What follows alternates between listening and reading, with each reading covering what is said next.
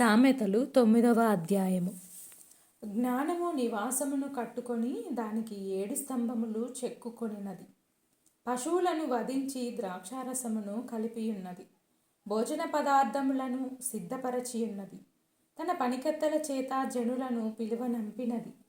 పట్టణమందలి మెట్టల మీద అది నిలిచి, జ్ఞానము లేనివాడా ఇక్కడికి రమ్మని ప్రకటించుచున్నది. తెలివి లేని వారితో అది ఇట్లనుచున్నది, వచ్చి నేను సిద్ధపరిచిన ఆహారమును భుజించుడి, నేను కలిపిన ద్రాక్షారసమును పానము చేయుడి. ఇక జ్ఞానము లేని వారై ఉండక బ్రతుకుడి. తెలివి కలుగజేయు మార్గములో చక్కగా నడువుడి. అపహాసకులకు బుద్ధి చెప్పువాడు తనకే నింద తెచ్చుకొనును. భక్తిహీనులను గద్దించువానికి అవమానమే కలుగును. అపహాసకుని గద్దింపకుము, గద్దించిన ఎడల వాడు నిన్ను ద్వేషించును.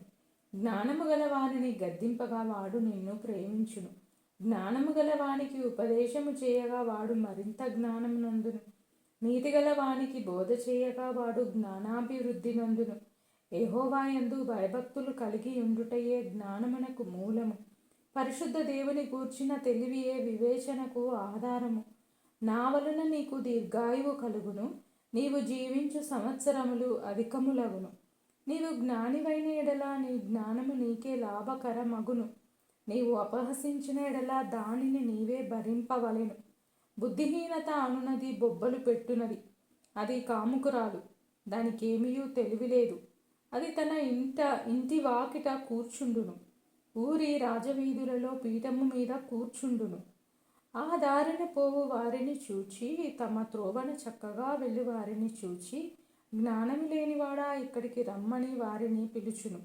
అది తెలివిలేని వాడొకడు వచ్చుట చూచి, దొంగిలించిన నీళ్లు తీపి, చాటున తినిన భోజనము రుచి అని చెప్పును. అయితే అచ్చట ప్రేతలున్నారనియు, దాని ఇంటికి వెళ్ళువారు పాతాళ కూపములో ఉన్నారనియు వారికి ఎంత మాత్రమును తెలియలేదు. ఆమెన్.